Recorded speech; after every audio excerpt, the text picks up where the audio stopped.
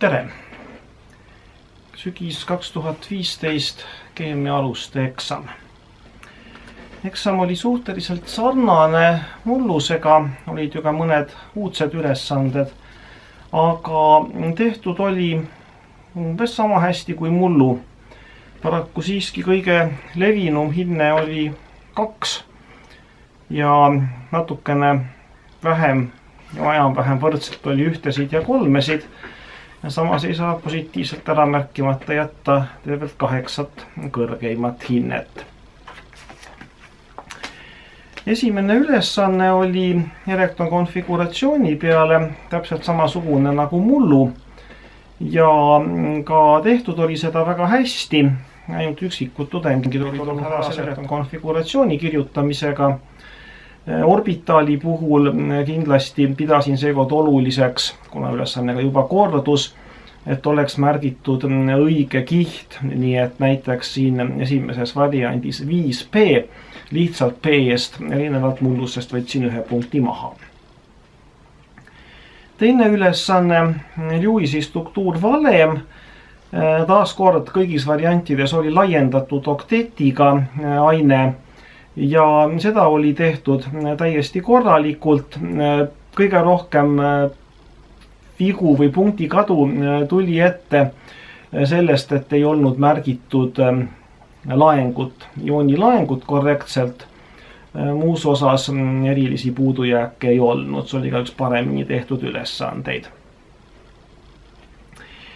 Kolmas ülesanne sellisel kujul oli uudne, oli antud molekul, küsitud, kas see on polaarne või mitte polaarne ja seda ka detailselt põhjendada. See oli tegelikult ülesanne molekuli kuju peale ja seda olid suhteliselt vähesed aru saanud. Oli küll kirjutatud mõnedel vabadest elektronipaaridest, aga et see mõjutab molekuli kuju ei olnud otseselt kirjas. Rääkimata sellest, et kuju oli mõnel juhul valesti määratud ja samuti küllaltki paljud ei olnud üldse joonistanud ei Lewisi struktuurvalemit ega ka molekuli kuju määranud, mis juhul jäi mõnevõrra arusaamatuks, mille põhjal seda polaarsust pidi määrama. Nii et seda ülesannet oli suhteliselt, võiks öelda, kehvasti tehtud. Neljas ülesanne oli gaasilises segus aine osarõhu arvutamine. Mullu oli samas kohas meil moolimurru ülesanne ja tegelikult ka see ülesanne seisnes siis moolimurru arvutamises ja selle korrutamises antud kogu rõhuga.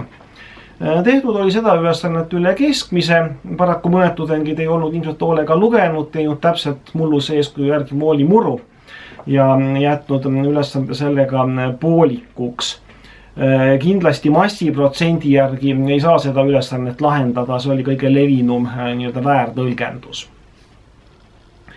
Ilmselt eksami kõige raskemaks ülesandeks kujunes üllatuslikult 5. ülesanne, kus oli tarvis ette antud reaktsiooni raames kindlaks teha Arrheniuse, Brønnstedti ja Lewise happed ja alused. Kuna selle ülesandega oli kõige rohkem probleeme, siis ma plaanin teha sellest täiesti eraldi video, nii et sellest tuleb pikemalt juttu, kuidas oleks pidanud sellele ülesandele lähenema.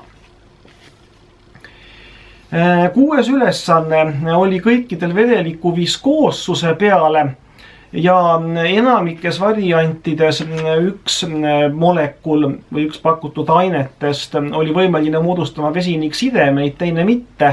Paaris variandis oli ühel juhul aine polaarne, teisel juhul apolaarne ja eeldatud siis oli, et enam-vähem lähedaste, osa võrdsete molekulmassidega ainetest vesiniksidet moodustav või siis polaarne, juhul kui teine on mittepolaarne, on viskoossem. Seda oli tehtud nii ja naa, ütleks selline suhteliselt keskmine ülesanne. 7. ülesanne oli meil delta H, delta U paisumistöö ja soojuse efekti mõiste peale. Mõistete kogum, kus väga kerge, nagu selgus, on eksida märgiga. nii et ma arvan, et kui siin rääkida rasketest või halvasti jõudnud ülesannetest, siis selle hapete aluste määramise kõrval oli see ilmselt kõige suuremaks komistuskiviks. Kindlasti alla poole tudengitest oli sellega õigesti hakkama saanud ja sellest ma teen ka eraldi väikse õppevideo, kuidas entalpia, siseenergia ja paisumistöö ja soojus omavahel seotud on. 8. ülesanne oli praktiliselt identne mullusega, see oli entroopia arvutuse peale, tuli leida antud valemitest 2 asjakohast ja need õigesti ära arvutada. Sellega oli üllatavalt hästi hakkama saadud, arvutusmaht on suhteliselt suur. Üks levinumaid vigu oli see, et ei olnud temperatuuri kelvinitesse arvutatud. Teine samuti suhteliselt levinud variant, et oli ainult ühte osa arvutatud, ei olnud mõlemat vajalikku valemit rakendatud ja tulemust kokku liidetud. Aga üldiselt üsna hästi tehtud ülesanne. Ülesanne 9 oli keemilise tasakaalu teemal ja Le Chatelier printsiibist. Üldiselt väga hästi tehtud ülesanne, sõltus konkreetselt nüüd variandist, kellel oli lisatud lähteainet produkti, kellel lõhku alandatud tõstetud, aga siin erilisi probleeme ei olnud, väga suur osa tudengeid olid sellega edukalt hakkama saanud. 10. ülesanne oli siis uudne, mullu oli mul kogemata geneetika teema täiesti välja jäänud. Tänavu kõikides variantides oli antud mingi situatsioon, oli see siis ravimi säilivus, mürgi säilivus, mürgi lagunemine looduslikes tingimustes, neid variante oli erinevaid, aga põhimõtteliselt oli alati antud algkogus, lõppkogus, poolestusaeg ja küsiti, kui kaua selle lõppkoguseni jõudmiseks aega läheb. Ja ülesanne oli tehtud suhteliselt hästi. Ma pakun, et võib-olla ehk alla veerandi tudengitest oli mingisugust ebakorrektset lahendusvarianti siin pakkunud. Nii et sellega ka valmis valemid muidugi antud, saadi üsna hästi hakkama. Ja 11. ülesanne oli meil galvaani elemendi peale, tuli kirjutada poolreaktsioonid ja summaarne reaktsiooni võrrand. Ka selle ülesandega saati üllatavalt hästi hakkama.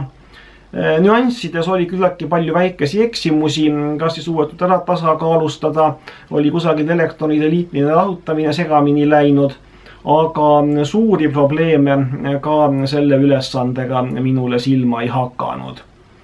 Nii et kui tervikuna vaadata, siis oli 2 tõsiselt rasket ülesannet, 5. ja 7.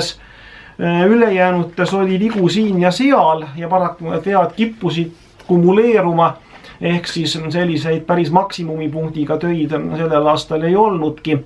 Aga eksam selline nagu ta oli. Ja tänan kõiki osalemast. Õnneks väga palju läbikukkumisi ei olnud. Loodame, et need saavad ka lisaeksamiga parandatud. Ja kohtume taas kevadsemestri orgaanilise keemia 1 kursuses. Tänan!